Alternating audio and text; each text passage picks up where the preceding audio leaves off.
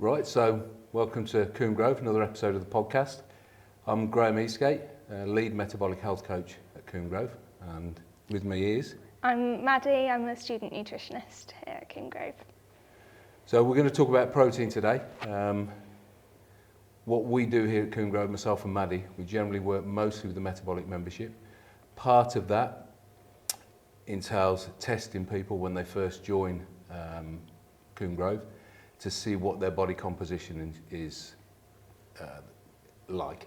So the muscle mass, the body fat mass, visceral fat mass. But what we're going to concentrate on today is where they are with their muscle mass and how protein can support the extra muscle mass to be put on so that they can improve their metabolic health. So when we look at protein, my background as a strength and conditioning coach, I did some research into protein and I looked at recovering from exercise and comparing plant-based and animal-based protein sources. And what we just need to realise is that proteins are built of amino acids, and as long as you get that complete profile of amino acid in your diet, that it doesn't matter where you get your protein from particularly, as long as you get the complete amino acid profile, and that's going to support muscle protein synthesis and muscle growth.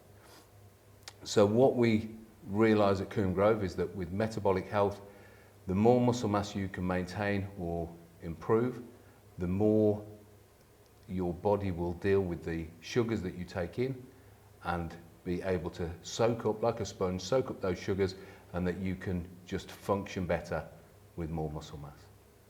So Maddie and myself have worked with all the metabolic members. They've come in and we've tested them, and then we retest people at 3-month periods, at 6 month and at 9 month, and then we see if there's been an increase in muscle mass. We tested a few this week, haven't we? Yeah, and I think it's really important to see, I think as a society we very much look at weight, but actually it's what makes up that weight. And if, you want more muscle mass to support better metabolic function, but I think sometimes that's lost in the kind of world of wanting to lose weight or manage weight or things like that.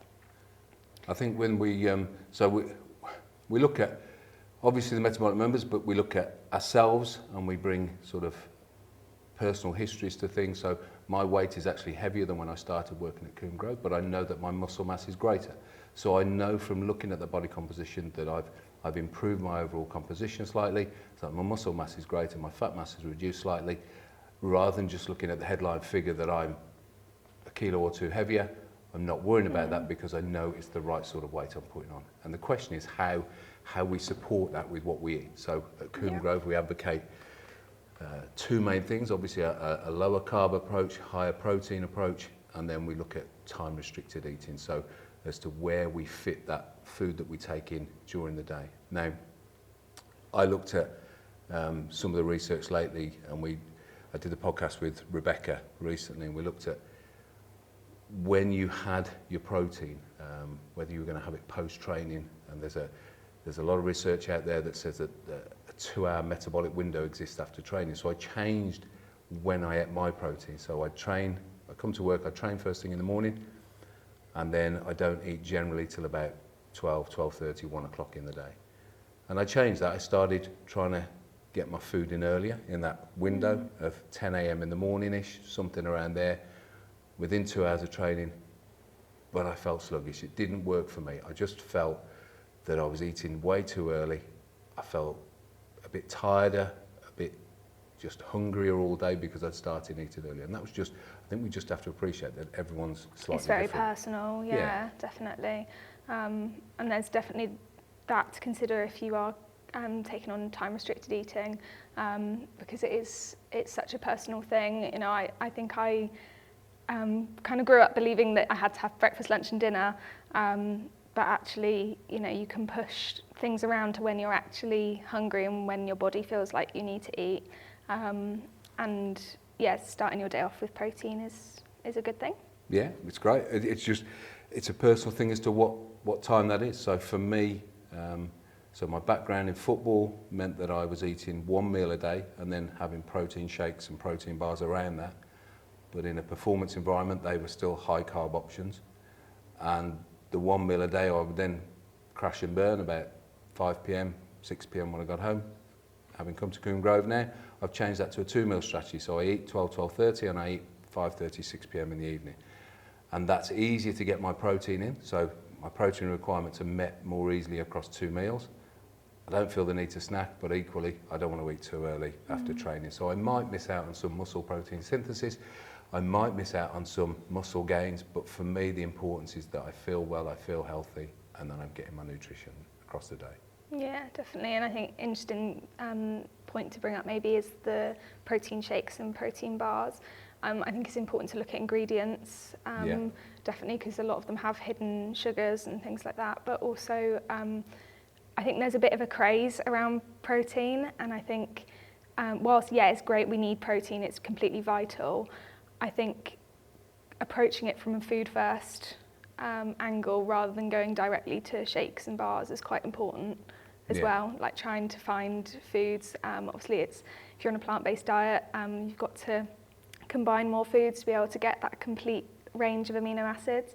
And so you've got to think slightly more about it than you would if you eat animal products. But I think, not just immediately falling back on the shakes and the bars is, an important thing to consider.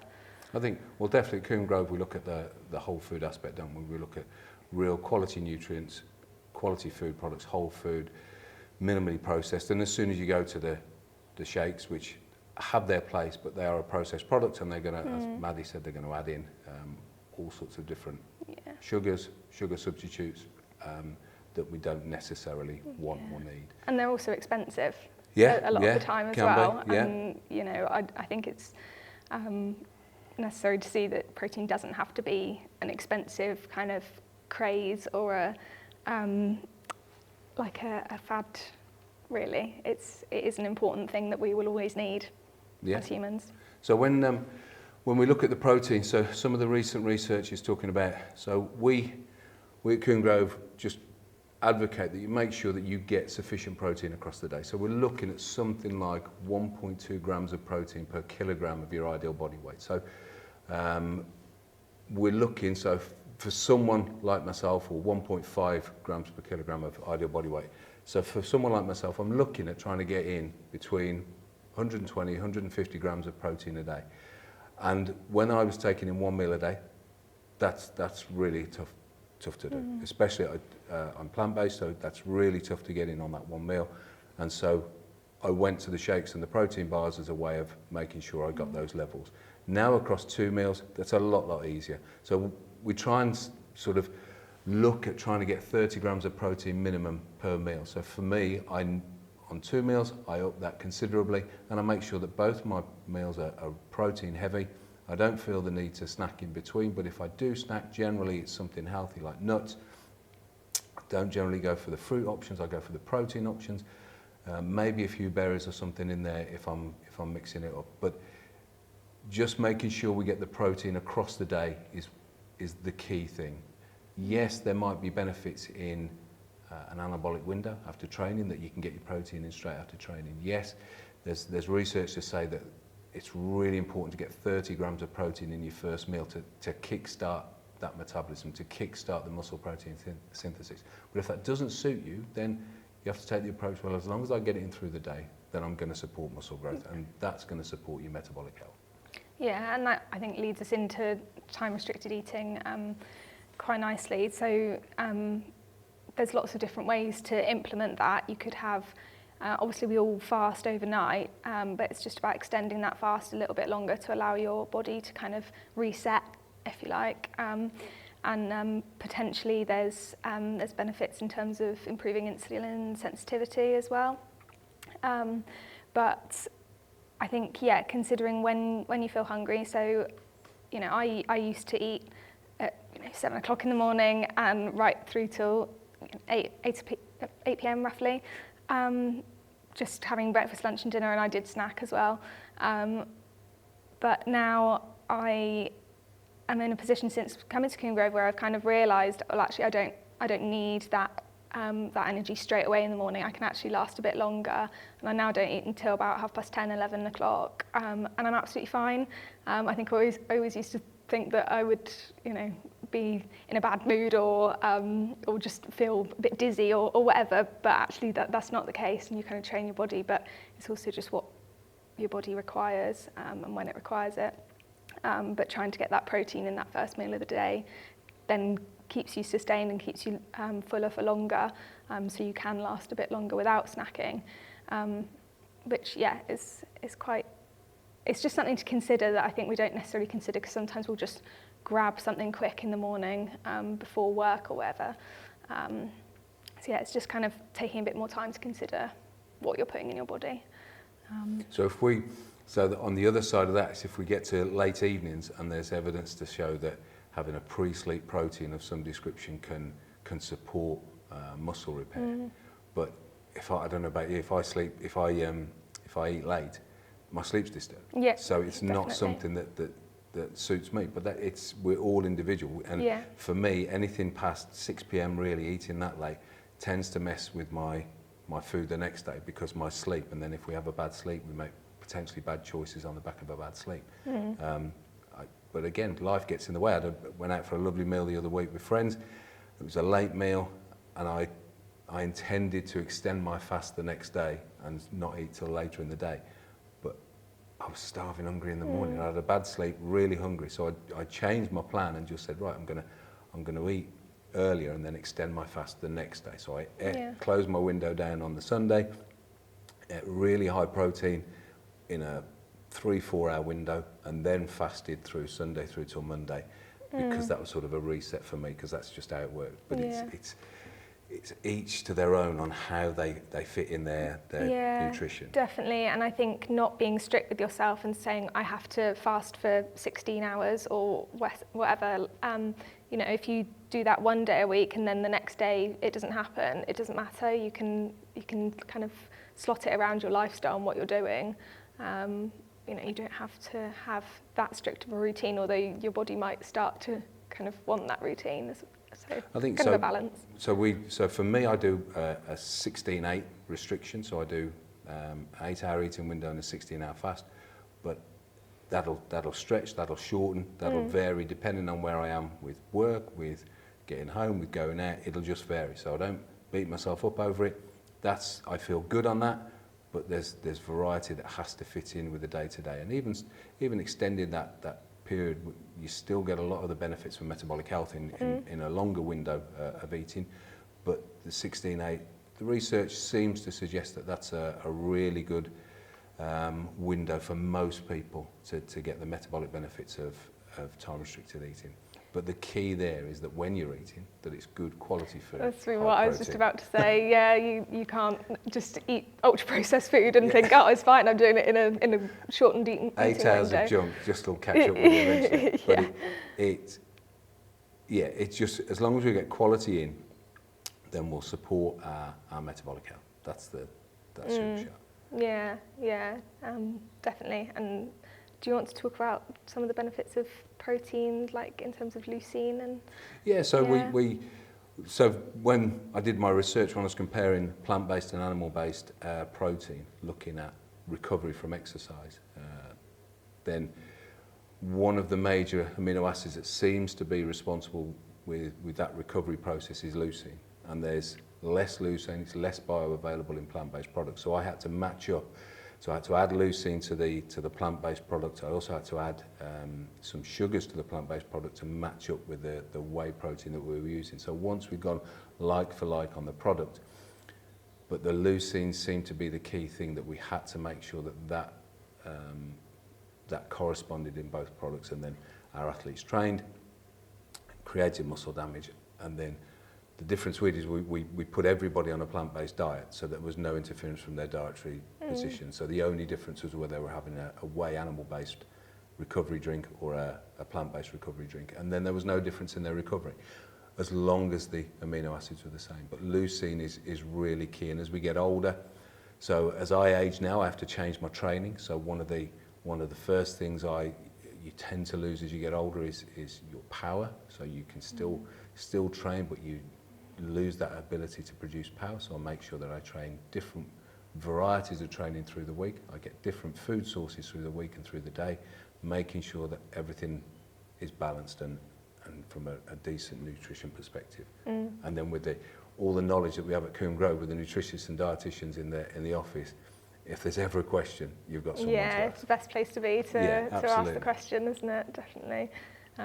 But yeah, so on retreats here at Combe, you're able to learn more about protein and when and how to eat it, and how to build your plate to incorporate the best balance of all the different nutritional components, and kind of personalising your carbohydrate level to suit you, adding fats as a garnish to your meals, and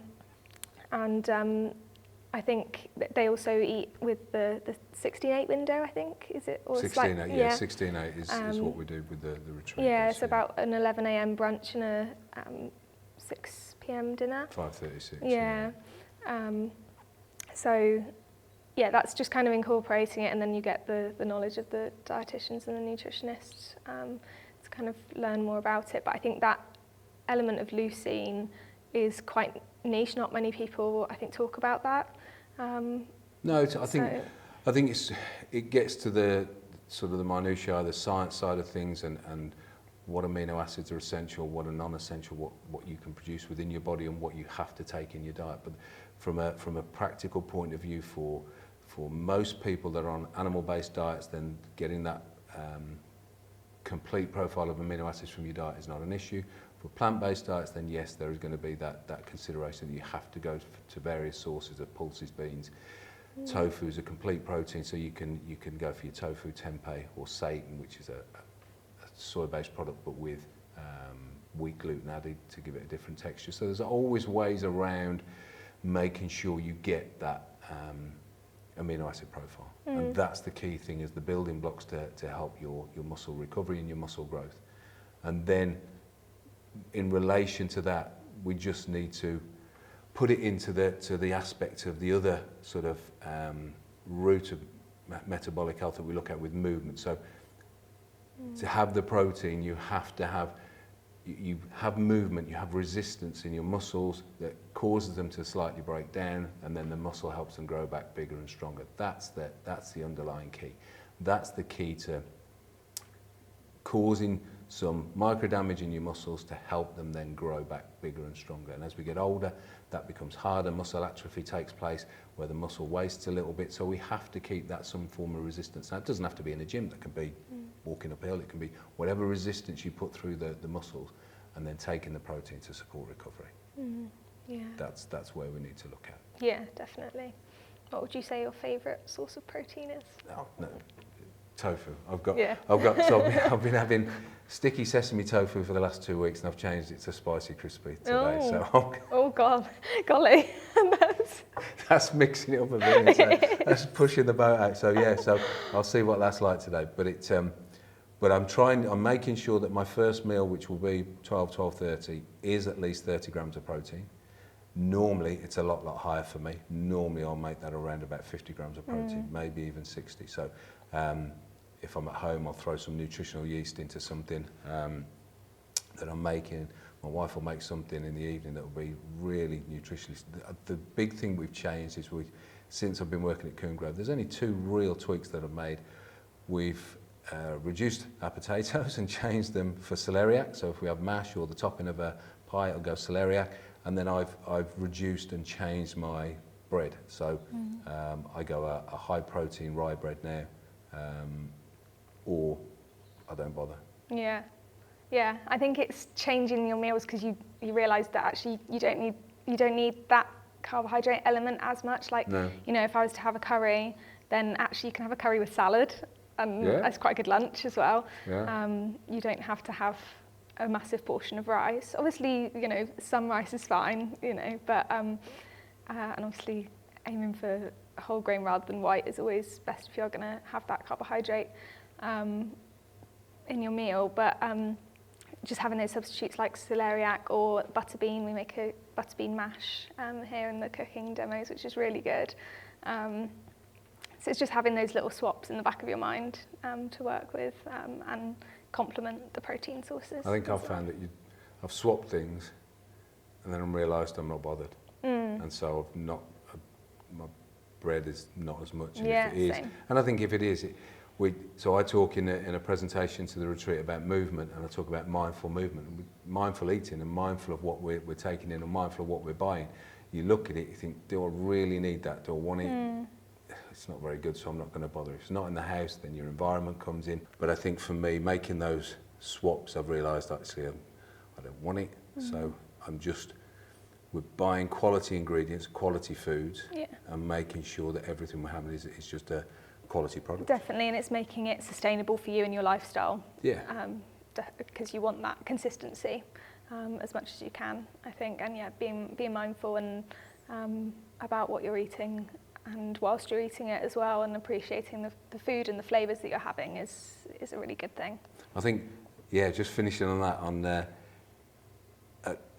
working in football, hardly sat down to have a meal at work. It was always the players' preparation time was eating time was my preparation time. So rushing around and just eating, your body's also not chewing properly, your body doesn't know when it's satiated. So I think just making sure that you take time to eat the meal, get the protein levels in that we're talking about, make sure you hit the numbers that are going to help with protein synthesis, and then you're good to go.